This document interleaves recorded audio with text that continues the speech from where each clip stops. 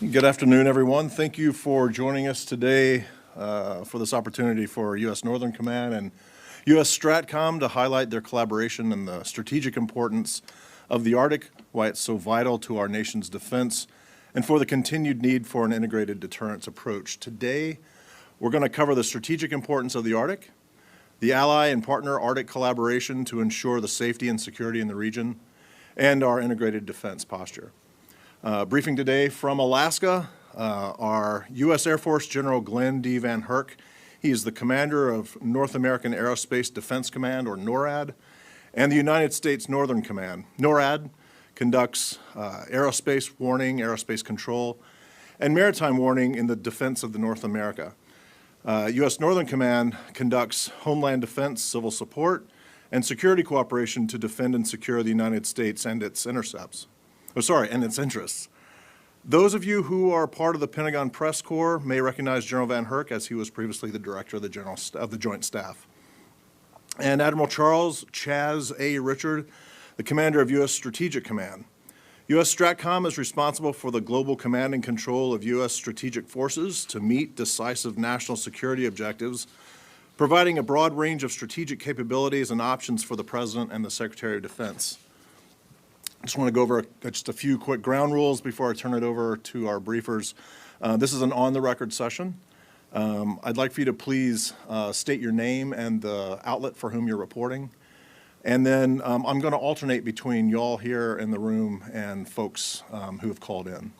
So with that, gentlemen, I'll hand it over to you. Well, thank you very much, Todd. It's General VanHerck speaking. And good afternoon, ladies and gentlemen. Thank you for joining us here virtually from Anchorage, Alaska.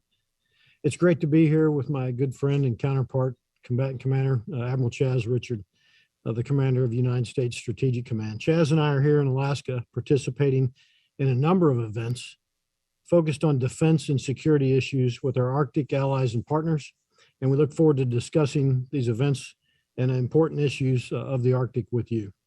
As the commander of North American Aerospace Defense Command and United States Northern Command, the Unified Campaign Plan spells out, I am the designated Arctic advocate for Arctic capabilities for the Department of Defense. I understand and appreciate the strategic importance of Alaska and the entire Arctic region as a whole, and being able to survive and thrive as part of our campaigning in the Arctic is essential to safeguarding our U.S. interests and stability in the Arctic and much beyond, and defending North America. It's also part of our integrated deterrence strategy. Looking to the future, it is crucial that like-minded nations work collaboratively and cooperatively to address shared challenge and maintain what I would say are international rules, laws, and norms that have served us well since the end of World War II.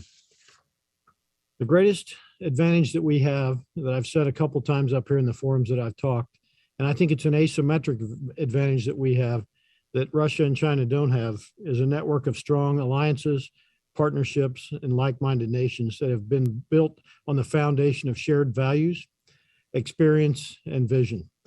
We've been operating in Alaska and the broader Arctic with allies and partners for many decades. Throughout that time, collaborative events such as the Arctic Security Forces Roundtable and the Arctic Symposium, both events going on this week here in Alaska, have allowed us the opportunity as Arctic nations to realize the value of the Arctic as a cooperative region where our countries work together to address shared challenges in the region. The continued and ongoing work we do here will be vital to moving forward to develop cooperative solutions, not only in the military domain, but also a more broader national security as well. In a time of what I would say is renewed strategic competition that begins as have an impact here in the Arctic and around the world. One of the reasons I'm so pleased to be here with Admiral Richard is that I believe the foundation of homeland defense is the nuclear deterrent. It's going to remain that way in the future. That said, deterrence by punishment is one approach and is vitally important, but we also have to balance deterrence by punishment with deterrence by denial options and integrated deterrence. To create options for our National Command Authority and the Secretary and the President below the nuclear threshold. Responsive options that undermine an adversary's confidence in that an attack on our homeland or in the Arctic or through the Arctic could be successful against the United States or our allies and partners. Today's strategic environment demands an integrated deterrence approach that employs all elements of national influence, leverages alliances and partnerships, and provides leaders with a wide range of timely deterrence options. Together, through our coordinated actions, we strengthen our collective deterrence capabilities. To use a sports analogy, I like to do that for operating in the Arctic. We have to be on the field. We still have some work to do there. We all have skin in the game when it comes to countering competitor efforts that challenge long-time established international laws, norms, and rules in the high north. So all of the nations represented here in Alaska this week have been doing much to bolster the goal of an Arctic region that is safe, prosperous, secure, and stable. NORAD and U.S. Northcom will continue to work with our allies and partners to bolster Arctic security, the stability, and maintain an international rules-based order. Admiral Richard and his team, the U.S. Strategic Command Team, are core components of the department's strategy, our integrated deterrence strategy as well, not only here in the Arctic, but abroad and around the globe. And I'm happy to have him here with me for this very important discussion, and I look forward to your questions. And now I'm going to turn it over to Admiral Richard. So thank you, Glenn. Good afternoon, everyone, and I thank you for your time. So General VanHerck and I, Glenn and I, are speaking to you today because we both see the Arctic as a key strategic region, and we know how valuable it is to us and to our Arctic allies. NORAD Northcom, is the DoD's Arctic advocate, but what I would want you to know is they are not alone. U.S. forces, including my strategic forces, routinely operate in this region, as do our Arctic allies. This is important. It's important, as Glenn was referring to, for us to be on the field because strategic threats emanate from the Arctic, and the evolving threats require our continuing attention. You'd need to look no further than Russia strengthening its forces in the Arctic, the PRC's Polar Silk Road, for example, which declared Arctic as China as a near Arctic state, as an example of the things that we need to address. Strategic deterrence, my responsibility, is the foundation of our national defense policy and integrated deterrence. It enables every U.S. military operation around the world, including in the Arctic. But I want to echo what General VanHerck just said, and that alone is not enough. It's just the foundation.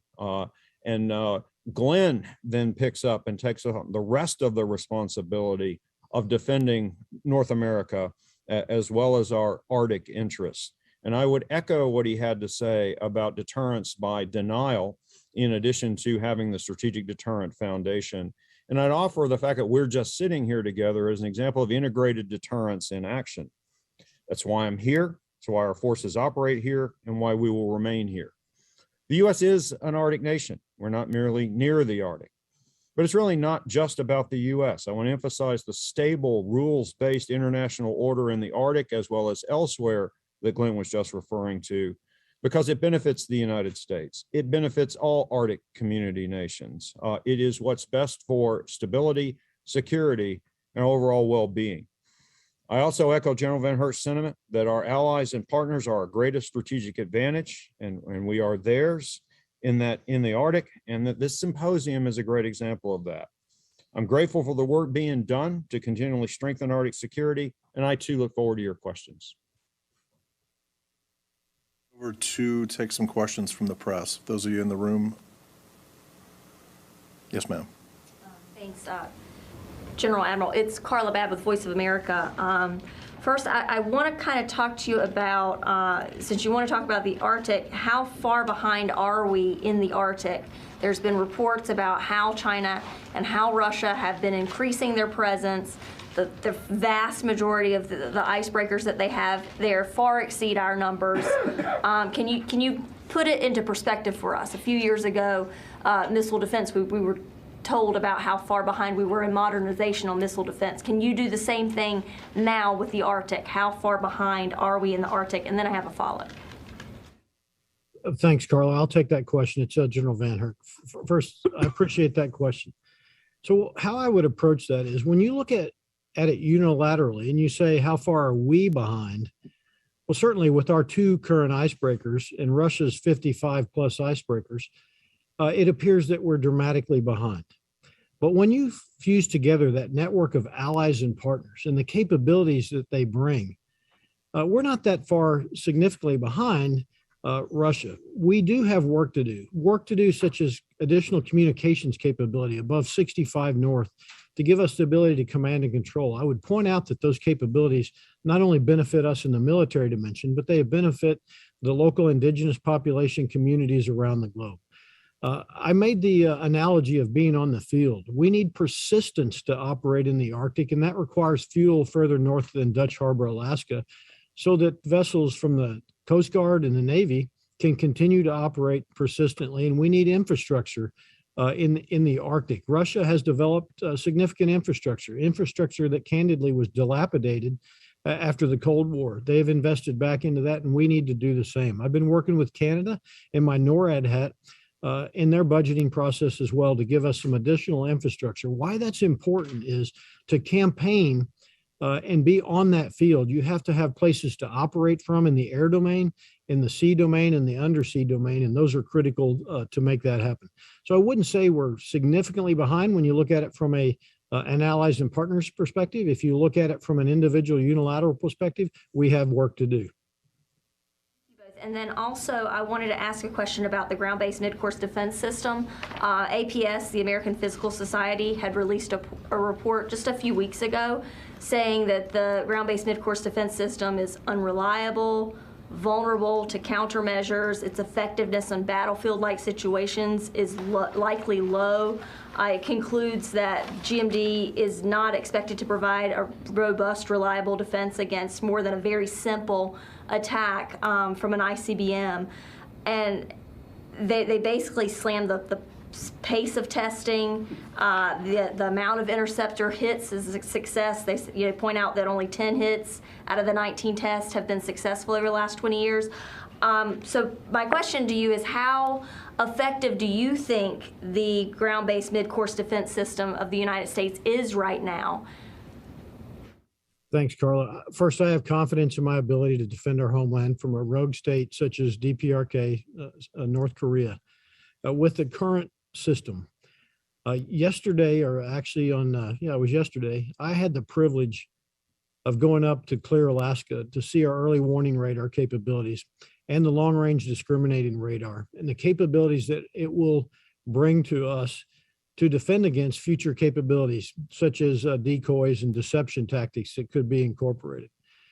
What you're talking about is really about capability and also capacity. I would point out to you that I'm not tasked to defend against China and Russia for ballistic missiles and ICBM. My counterpart sitting right next to me, that is his role and responsibility, and we rely on the strategic deterrent to do that.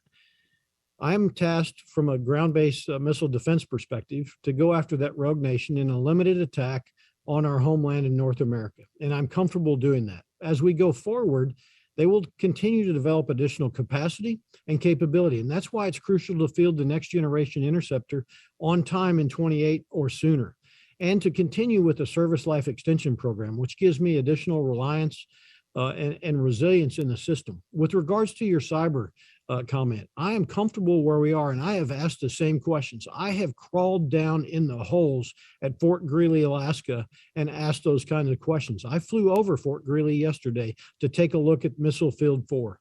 The questions I ask is about how confident are we in our ability to defend and to understand our cyber vulnerabilities. We go through routine testing and practices to ensure that our systems are currently free of malign activities. So I'm comfortable with that, Carla. I hope that answers your question. Yeah. Again, it points out only 10 hits of the 19 hits have been successful.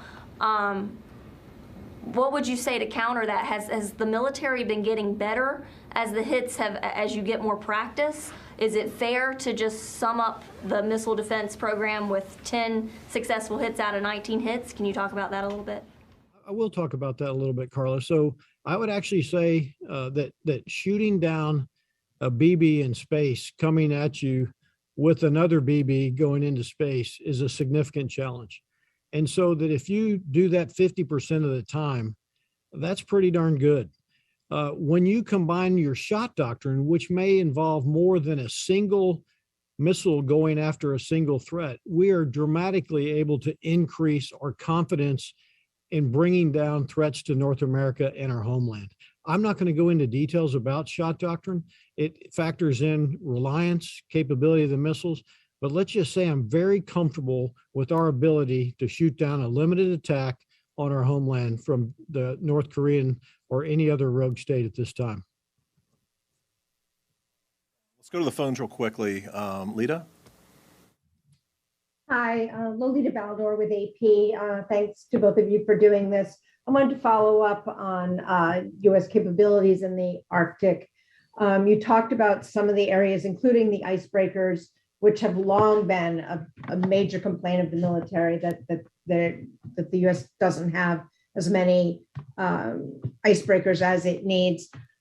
Can you talk a little bit about looking ahead to the future? What are your priorities, and how soon do you think you will be able to address some of what many consider serious shortfalls, such as the icebreakers, the fuel, and the other facilities that are needed in the Arctic? How many years out are you, do you believe, from starting to solve some of these problems?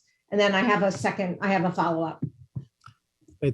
Thanks, Lita. So first, I would tell you that I think we can solve many of these challenges that we're faced with today in a near term, in months to years, okay? Some of those are ensuring we have forces that are dedicated to an Arctic mission, that are available to me on a day-to-day basis, or at least episodically, to operate in the stressful environment of the Arctic. Those are easy things to do for the services to dedicate, to organize, train, and equip specific forces. What you're talking about for infrastructure and additional capabilities will take a little bit longer. I would say the icebreaker piece will begin to be solved in 24 as the Coast Guard fields their first icebreaker, and they field 6 over the next several years. So let's just say 2 to 5, 6 year time frame is what I would expect to see there on the icebreakers. With regards to infrastructure, that's a great question. That infrastructure is not funded. I'm encouraged with where we're going. Infrastructure to operate from airfields and provide base operating support as forces leave, for example, to maybe go to the EUCOM or Indo-PACOM AOR. We have to identify, train, and equip dedicated forces that roll in and allow me to defend the strategic nature of Alaska and what's here and across the Arctic. And so, you know, that being not funded, it's hard for me to give you an example. If it is funded, I'm confident we'll see Canada step up and fund more this year, and I hope to see more in our budget. I would expect across the FIDEP we can address many of those issues, so in the next 4 to 5 years. But I can't give you a specific date, Lita. Great, thank you. And again, as just a brief, quick follow-up on a slightly unconnected issue, can you give us any insight into any DoD contribution for the expected government response when Title 42 is lifted later this month on the border? Thank you very much. So I don't have a specific tasking. There's planning ongoing right now. What I expect my task will be is to provide contracted support in the form of transportation and medical primarily, and facilities. The department is looking at facilities in support of Homeland Security and other agencies across the government. I do not expect a large number of DoD Title 10 forces to increase. We will contract the majority of that force out. Quickly, what we're here to talk about today, which is the strategic importance of the Arctic, the ally and partner Arctic collaboration to ensure the safety and security of the region and integrated deterrence. We're going to try to keep our questions focused on Arctic issues. We'll go back to the room. Yes, sir. Just a brief question, Logan Raddick from Newsmax. Is the administration budgeting enough in the fiscal year 2023 from what you've seen for Arctic defense, or would there be anything else that you would need in order to bolster those capabilities? Well, it's hard to say we're not getting enough money when you look at a $778 billion budget. But I would tell you, I have capability gaps and shortfalls. It's the infrastructure that we talked about. It's the communications. We're currently undergoing testing with a couple of companies, OneWeb and Starlink as well, for some additional communications capabilities in the Arctic at this time. And so I would say those are some of the gaps that we see. What I'm talking about, I don't think requires a dramatic increase in funding. It requires prioritization within some of the funding that we have and the potential for additional funding applied to the Arctic and to the homeland defense equities. Thank you very much. Yes, sir. Thank you. John Harper with FedScoop. Can you discuss in a little bit more detail the testing you're doing with these new communication capabilities with the two companies that you mentioned? Sure. Right now, as you know, Starlink and OneWeb have fielded satellite constellations in low Earth orbit to provide data and voice communications capabilities. The department's been gracious enough to give us funding to provide terminals. We have some terminals in locations in the Arctic that we're currently evaluating their viability and their capability to provide the command and control that we need from a tactical level in the Arctic for ongoing operations all the way to the strategic level. I'm going to go visit one of those companies when we're done here today and take a look at what they offer for us to do and the capabilities and how much they're moving forward. I look forward to continuing to partner with the department throughout this test to increase our communication capabilities. And just a quick follow-up, what's kind of the time frame for this testing, and then what would the next step be in terms of pursuing or acquiring those capabilities or services? Yeah, so I think we'll be done we're certainly within inside the year. The next step is to provide terminals through the services to integrate terminals on capabilities, platforms and capabilities, and also within communication nodes such as command posts and operation centers to allow us to share data and information, and also with our allies and partners. Thank you. And Admiral, do you have any similar communication challenges for your forces operating at those northern latitudes in the Arctic? And do you have any plans for, any sort of similar initiatives along the lines of what General VanHerck was discussing? What I'll offer is that my forces do operate in the Arctic and therefore also require command and control, domain awareness, so my forces are a subset of the requirements that you just heard Glenn talking about. And so in general, it is the same issue in terms of recapitalizing in some cases. But Glenn was hitting on the ability to go accomplish the mission perhaps in a new and better way is something that we're very alert to.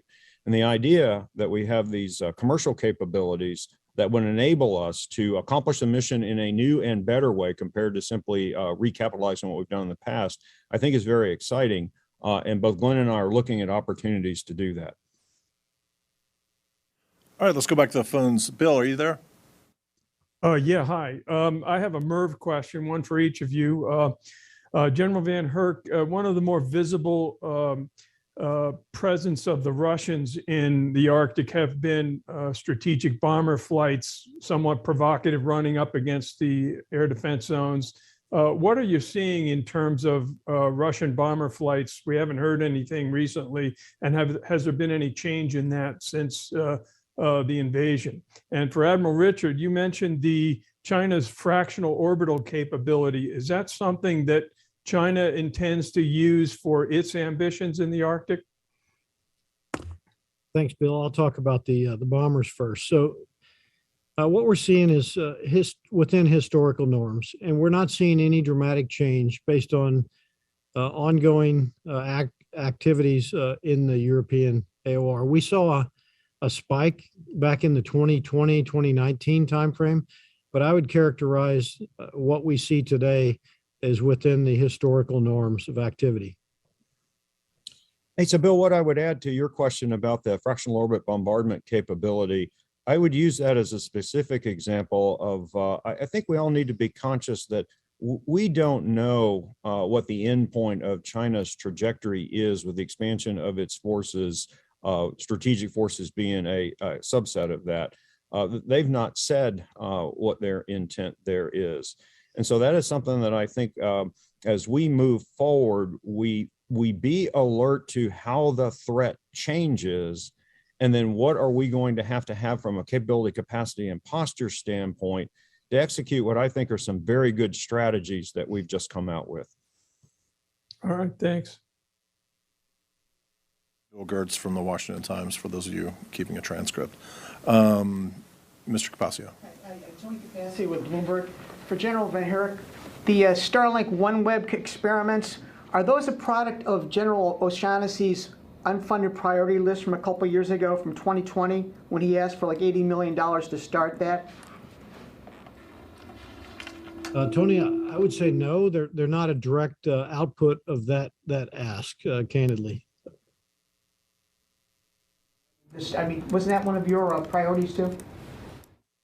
It is absolutely one of my priorities. We were able to garner, I think it was $50 million through one of my unfunded requests in the first year of command to enable us to move out with the testing that we're currently doing, the terminals that we fielded right now. Richard, and for both of you, the missile defense question, I know it's not directly Arctic related, but they may actually come over the Arctic possibly. I want to ask you about North Korea and its capabilities. Every time there's a test, there's been a lot of nervousness throughout the world. I want to ask you though, at this point, do they have a capability to mate a warhead to their ICBM? Jake Sullivan, the National Security Advisor, April 14th, said that has yet to be proven. I wanted to get your candid assessment of where that program is at this moment, realizing that the GBI program is designed to go after that threat. Tony, we can come back.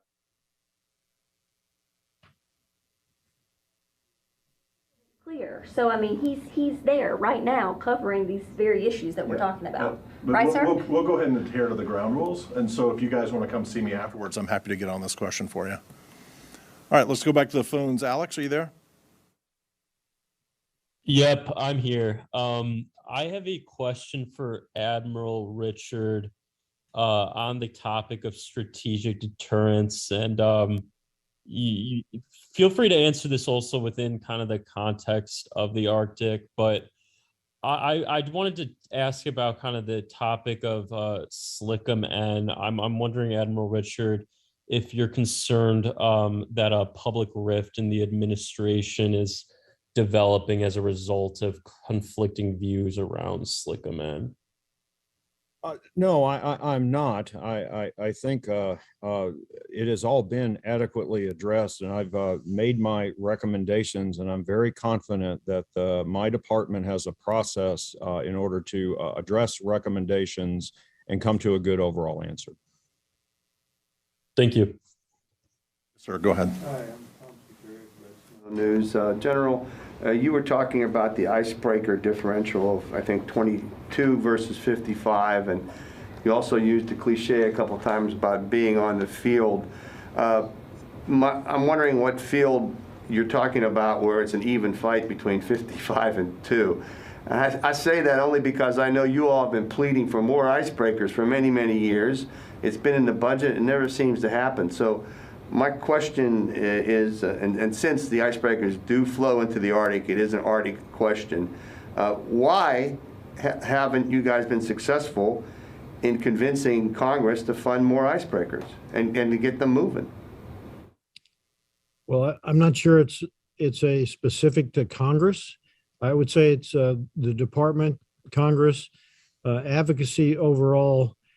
I believe that the successfulness has been based on education about the importance of the Arctic. That's why we're here in Alaska, is to educate folks on the value, what the Arctic brings, what environmental change is doing in the Arctic, giving access to resources that haven't been available, and it will create strategic competition, which has the potential for friction to create instability. I think when you combine that education, what we're seeing is people understand the true value of the region, and now we're looking at funding the capabilities to ensure that we can execute an integrated deterrence strategy in the Arctic.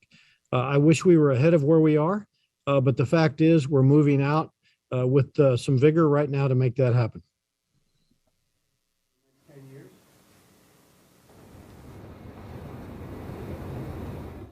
Did you hear the question, sir? Just a quick follow-up. Question is, do you think you'll get any new icebreakers in the next 10 years? I'm not going to get new icebreakers in the Department of Defense, and I'm not asking for new icebreakers in the Department of Defense. I defer to the Commandant of the Coast Guard. He has asked for them. He's got 6 of them funded that we're going to field in the next few years. I believe it's 3 heavy and 3 medium. All right, thanks, everyone. Gentlemen, before we sign off, have you any final words you'd like to state? Well, Todd, thanks for the opportunity to talk. I think it's a crucial time to talk about the Arctic. Activity in the Arctic due to environmental change is going to increase. That gives us the potential for friction and strategic competition that could actually explode into something global. So I think it's important to execute our integrated deterrence strategy that we talk about these issues. We develop the capabilities to make sure that we have the persistence. And when I say on the field, that we're able to be there to ensure that international rules, laws, and norms and behaviors are adhered to. This is not about militarizing the Arctic. This is about ensuring that the Arctic is free, prosperous, that economic development can continue to occur within those norms and laws and rules that have served us well since the end of World War II. Chess? What I'll just add is that I'm happy on behalf of my command to have an opportunity to endorse what General VanHerck just said and to show that he is not the only commander who has come to these conclusions and sees the importance of the Arctic. Happy to support NORAD Northcom. General VanHerck, Admiral Richard, thank you very much, gentlemen, for your time. Thank you to the press corps.